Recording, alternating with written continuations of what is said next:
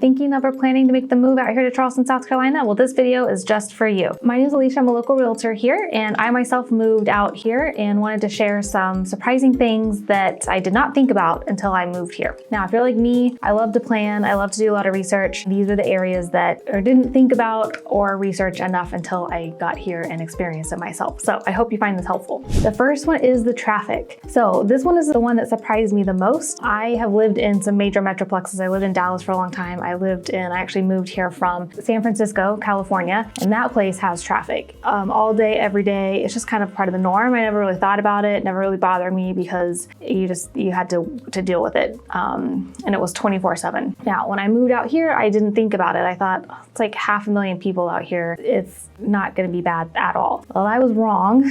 Not everywhere, but there are some pockets of heavily congested traffic, especially on the I-26 corridor going up from the peninsula up to North Charleston and Somerville. There's just a heavily populated area right there, and it can get really, really backed up, especially during those peak commute hours. So the good news is it's pretty isolated just to those heavy commute times versus some of the bigger cities that you're used to. It's just kind of all the time. Out here, it's really just those heavy commute hours during the morning and evenings, Monday through Friday. So if you are planning to move here to commute, definitely do a little bit of research and digging. I would recommend staying close to where you plan to work just to avoid some of that heavy traffic.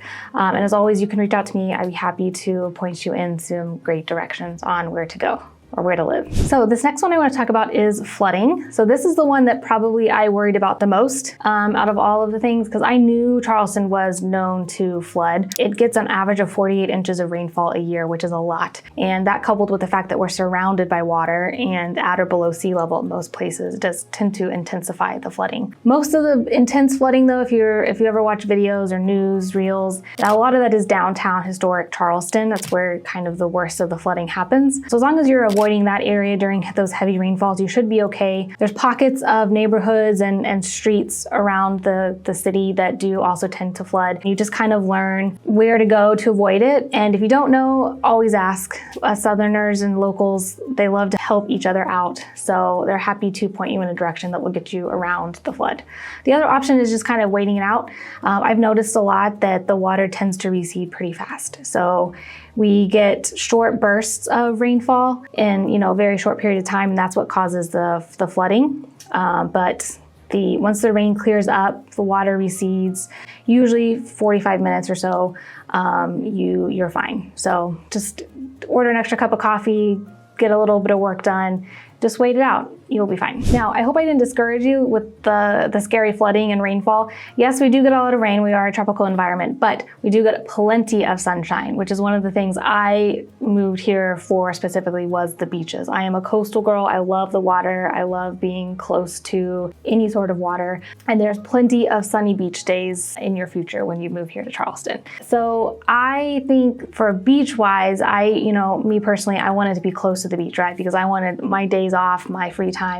If I can, I'm hanging out at the beach. There's really not anywhere in the area that you're gonna find is too far from the beach, so I wouldn't worry too much or focus too much on wanting to be close to the beach, unless you're prepared to pay, $1 million plus for a beach home. The thing with Charleston is the beaches are barrier islands, so you have to drive across a bridge to get there, which means those little islands, those little communities can be quite pricey as far as a home buying perspective.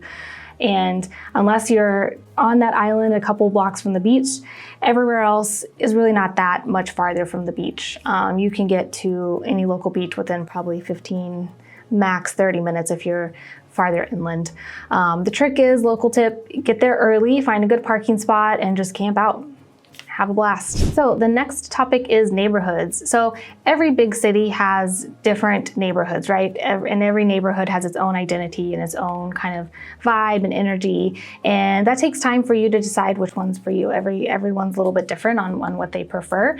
Stay tuned. I will be doing some more deep dive videos into each neighborhood so you can learn a little bit more about each. The big picture, there's tons of great ones. I really don't have a favorite. I love them all for different reasons. West Ashley, for example, has some of the older, more established neighborhoods. There's actually the site of the original Charlestown Landing is in West Ashley and turned into a gorgeous park with tons of walking trails. You also have Whole Foods and one of my favorite gyms over there, and tons of great trendy restaurants and shops over there. Then you also have Mount Pleasant on the other side, a little on the more affluent side. Home prices can be a bit pricey over there, but you have tons of great shopping and dining. You've got Trader Joe's and Whole Foods. So I love Trader Joe's. So if you're a Trader Joe's girl, you definitely want to consider that Mount Pleasant area. It's the only one in the Charleston area. It also has tons of great dining, tons of great shopping. A lot of your more higher end shops are going to be out in the Mount Pleasant area. And then you also got your beaches. You've got Isle of Palm, Sullivan's Island on the Mount Pleasant side. Then you've got Folly Beach on the James Island, West Ashley side.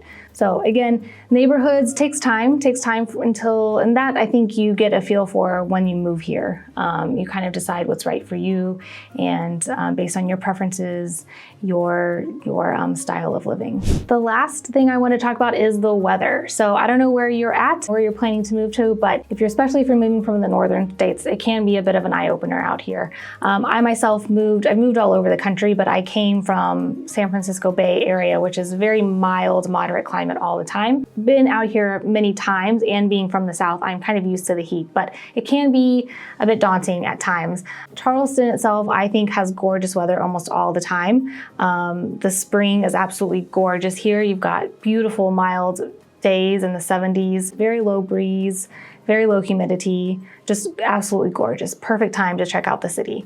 July, August, September, those can be pretty brutal. It does tend to get hot, and if heat-wise, it only is like in the 80s and 90s, but that humidity can be pretty brutal. So definitely something to think about, prepare for. You just drink lots of water, stay indoors.